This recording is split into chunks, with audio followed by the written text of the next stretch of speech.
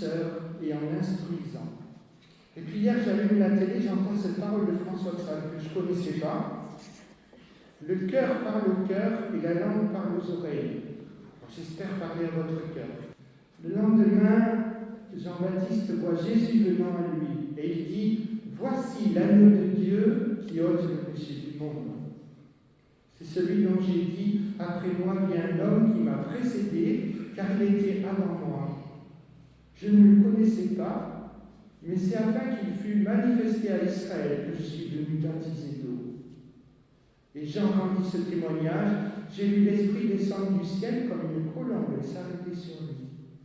Je ne le connaissais pas, mais celui qui m'a envoyé baptiser d'eau, celui-là m'a dit, celui sur qui tu verras l'Esprit descendre et s'arrêter, c'est celui qui baptise du Saint-Esprit.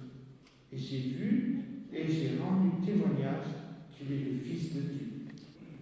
Le texte commence par le lendemain. Le lendemain renvoie à la scène précédente. Que s'est-il donc passé? Eh bien, il y a eu le baptême de Jésus.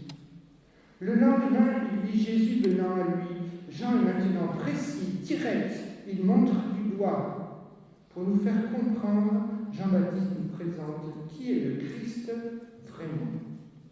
Voici l'agneau de Dieu. Voici équivaut à une nouvelle révélation.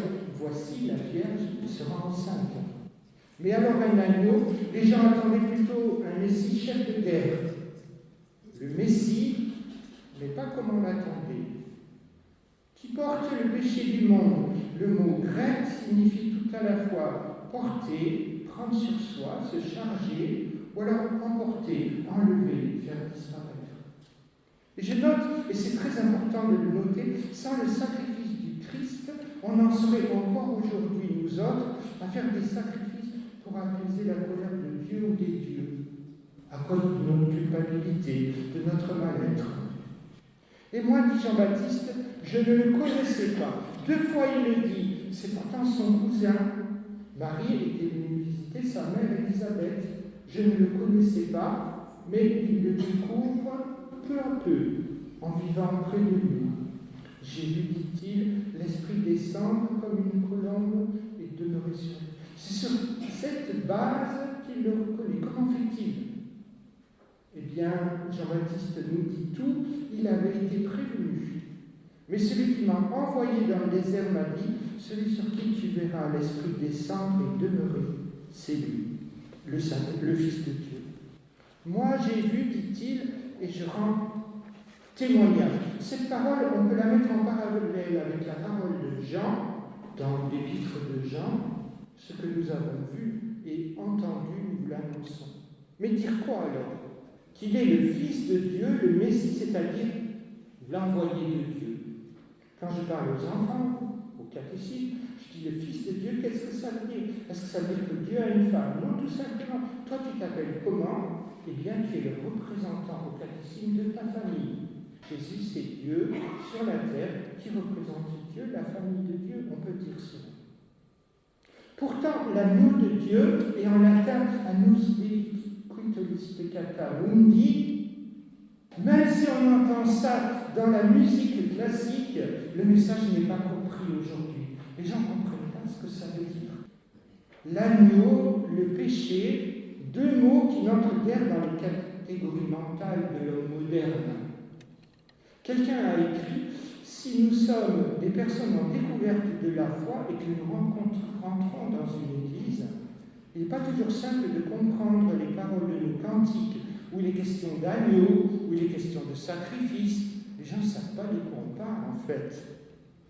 Alors, je trouve 2 explications, et ce ne sont pas les miennes, mais je vous les donne. La première est une explication sociale, politique, et une deuxième psychologique. La première, sociale et politique, elle est courte. Jean-Baptiste dit, je ne le connaissais pas. Donc tout d'abord, Jean-Baptiste est un accueil. Et l'explication sociale et politique, il nous faut accueillir l'étranger.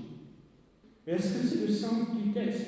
Est-ce que c'est toute la profondeur, la substantifique moelle de ce texte, Seulement accueillir l'étranger, même si c'est important.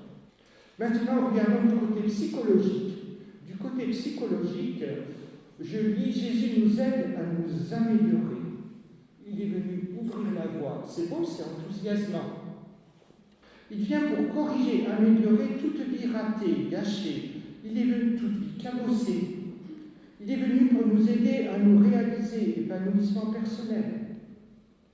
Mais alors, aucune notion de péché, aucune notion de coupure avec Dieu. Qui est Jésus alors dans ce cas?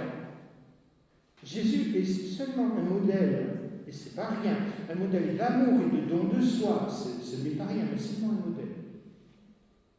Je cite, toute la vie de Jésus consistera à manifester que l'amour et la vie ont le dernier mot.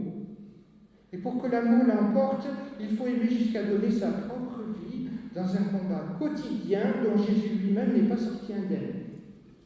Où est la notion de sacrifice et de péché porté par le Christ sur la croix? Que signifie le Christ, agneau de Dieu? Eh bien alors, que signifie le Christ, agneau de Dieu? Simplement qu'il faut nous aussi nous sacrifier comme le Christ, par amour.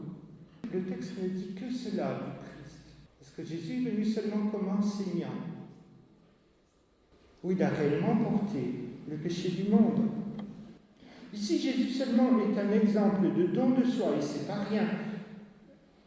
On a beaucoup d'exemples de dons de soi qui sont très beaux. Jésus meurt en exemple, il sauve le monde simplement alors par son exemple. Oui, mais alors on est en difficulté, nous autres. Dans tout cela, il est question d'amour, jusqu'à en mourir soi-même, et c'est très beau. Il n'y a pas la notion de séparation d'avec Dieu, la notion de sacrifice de Jésus, je l'ai dit. Qu'est-ce donc que le péché du monde alors?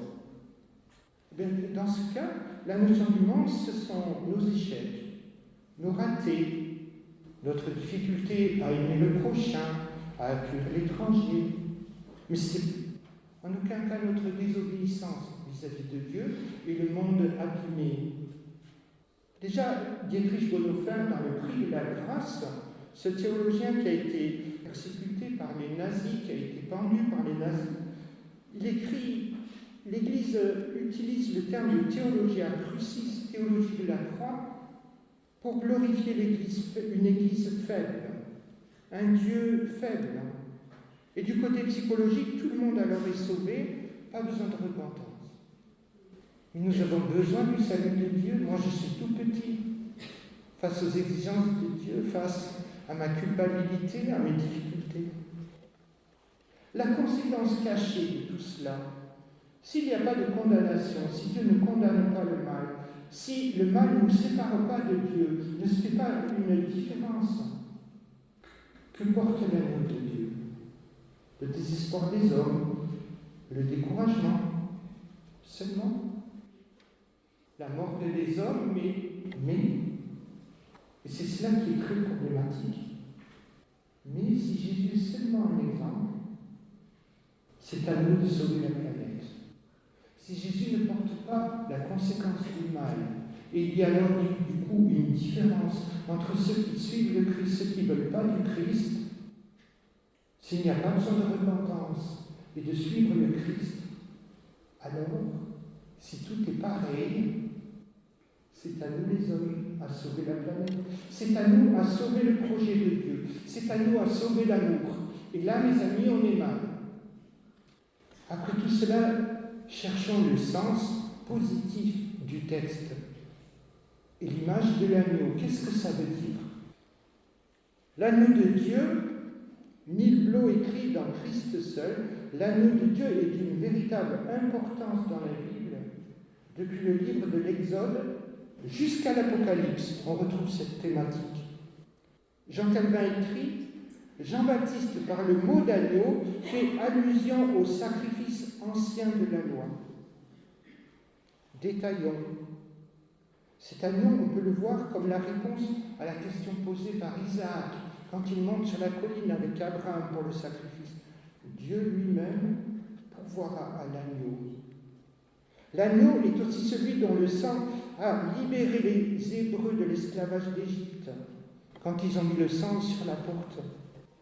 Et puis cette parole bien connue du prophète Ésaïe: comme un agneau conduit à l'abattoir, comme une brebis muette devant les tondeurs. Dans l'ordre, donc, le sacrifice d'Isaac, l'agneau pascal, le rite de la Pâque, ça veut dire le passage, et la libération, Ésaïe 53, et encore dans Apocalypse 5, et je vis un agneau dans le ciel qui était là comme immolé. Je lis en détail Exode 12. L'Éternel dit à Moïse, on prendra un agneau. Ce sera un agneau sans défaut, mâle, âgé d'1 an. On prendra de son sang pour mettre sur la porte. Cette nuit-là, on en mangera la chair, on tuera pour tuer. Cette nuit-là, je passerai dans le pays d'Égypte, c'est le sens de la Pâque, et je frapperai tous les premiers-nés du pays d'Égypte, parce que vivre dans le mal sans Dieu, il n'y a pas d'avenir. Et je verrai le sang, et je passerai par-dessus vous. Éric Caillayan écrit, pour les Juifs, pas de purification des péchés, autrement qu'en passant par un sacrifice quelconque, une vie donnée pour une vie. En effaçant le péché du monde par le sacrifice de sa mort, Jésus réconcilie les hommes avec Dieu. Développons cette pensée. Calvin écrit, dès le début de la création, les hommes ont voulu offrir des sacrifices à Dieu. C'est frappant. Qui a mis en tête à Cain et à Abel de faire un sacrifice? Il y a aussi eu des superstitions avec cela, malheureusement. Comme je l'ai dit tout à l'heure, et si Jésus n'était pas venu sur la terre, il ne s'était pas sacrifié, n'avait pas donné sa vie, on en serait encore peut-être à vouloir faire des sacrifices, peut-être pas de bêtes, mais à se tuer à la tâche. Les sacrifices de l'Ancien Testament ne sont que des figures du Christ qui vient. Un agneau à l'époque, parce que le mal a toujours une conséquence par rapport à Dieu. Je peux faire le mal et s'y cacher, peut-être personne ne l'a vu. Dieu le sait. Le mal a toujours une conséquence par rapport au projet initial de Dieu. Un agneau sans défaut, sans tache. L'agneau, ça dit aussi son innocence. Alors, pour moi, c'est difficile. Je ne sais pas vous comment vous êtes, mais j'ai tendance à visualiser et ça me fait souffrir. Sans s'arrêter au sang, à la bête, à l'animal, ça peut me faire souffrir, mais son sang, comprenez, sa vie donnée.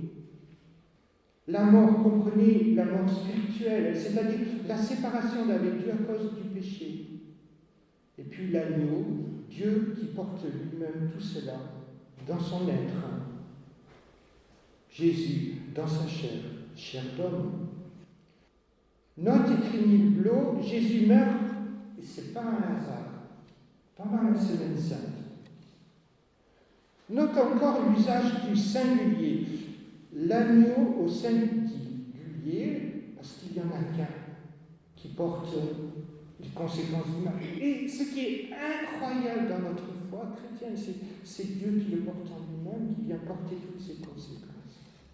Et puis aussi, qui porte le péché au singulier. Qu'est-ce donc que le péché du monde? Eh bien, c'est le rejet de Dieu, la désobéissance d'Adam et la mienne aussi, quand je ne veux pas de Dieu. Et puis du coup, la conséquence, la séparation d'avec Dieu et l'enfer. Au singulier aussi cette phrase, le salaire du péché, la conséquence, c'est la mort. Le salaire, mort physique, ça c'est que la partie visible, parce que nous mourrons tous. Et la mort spirituelle, la séparation éternelle d'avec Dieu. Note aussi le salaire du péché au singulier et le fruit au singulier de l'esprit, pas les fruits. Ainsi, on parle d'une vie avec Dieu ou sans Dieu. L'agneau, je creuse encore, je cherche. Comprends, Jésus n'est pas venu seulement pour enseigner. Sinon, on serait très mal. Ce serait même pire que l'Ancien Testament. Regardez, ne serait rien que les béatitudes, on n'y arriverait pas. Mais il est mort à notre place. Il a vécu cette séparation. Ainsi, ceux qui veulent de Dieu, ceux qui ne veulent pas de Dieu, et ça fait une différence. Maintenant, mes amis, de temps en temps, je regarde l'intelligence artificielle. Je discute avec. Ce qui est bien, quand les hommes n'ont plus de mémoire, l'intelligence artificielle se souvient. Bon, notez que l'intelligence artificielle a tendance à me caresser dans le poil du bonhomme. Elle va me donner des réponses qui me font plaisir. Et si ça ne me plaît pas, je ne les retiens pas. Alors je pose des questions théologiques. Je ne peux pas aller à la fac de théologie poser des questions à mes professeurs, ils ne sont pas à côté de moi. Je vais poser des questions pour voir un peu. Alors je vous partage un petit peu cet échange. Je lui dis comment Dieu est juste tout en justifiant. C'est un gros problème. La réponse de l'intelligence artificielle. Dieu est juste parce qu'il ne banalise pas le mal. Justifier dans la Bible signifie rétablir quelqu'un dans la relation avec Dieu. Or, l'être humain ne peut pas devenir juste par ses propres efforts. Dieu demeure juste tout en justifiant parce que la justice n'est pas ignorée, mais accomplie en Jésus-Christ. Le verdict tombe, mais c'est Jésus, c'est Dieu qui le porte. Ainsi, le mal est réellement jugé et la conséquence portée par le Christ. Bon, c'est bien, hein? Donc je tente une autre question. Peut-on dire que la conséquence du mal est absorbée, digérée complètement en Jésus-Christ? En fait, je cherche à lui faire dire ce que j'ai envie. Hein? Peut-on dire que la conséquence du mal est absorbée, digérée complètement en Jésus-Christ? Réponse. On peut le dire comme une image. Dire que la conséquence du mal est absorbée en Jésus-Christ peut être recevable si on entend par là que le mal n'a plus le dernier mot. Sa puissance destructrice est neutralisée. Bien, une autre question, puisqu'elle a tout le temps pour me répondre. Hein. Peut-on dire que quand Jésus dit « Mon Dieu, pourquoi m'as-tu abandonné ?» il y a une souffrance, une sorte de cassure à l'intérieur même de Dieu. Et la réponse, on peut le dire oui, il y a une vraie souffrance en Dieu qui porte la conséquence du mal pour que moi je ne sois jamais séparé. Parfait. Maintenant, et puis je te laisse tranquille jusqu'à la prochaine fois. Fais-moi une phrase qui résume tout cela. Et voici la phrase. On était à l'époque de Noël, on parlait de la lumière des ténèbres. Voilà la phrase. Sur la croix, le Christ descend au cœur de la nuit, la recueille en lui et fait rejaillir la lumière. Voilà, fin du dialogue. C'est beau. Voilà. Alors peut-être un autre va poser des questions, il aura d'autres réponses, hein, parce que l'intelligence elle caresse, hein, comme on a entendu. Moi j'étais content de ça.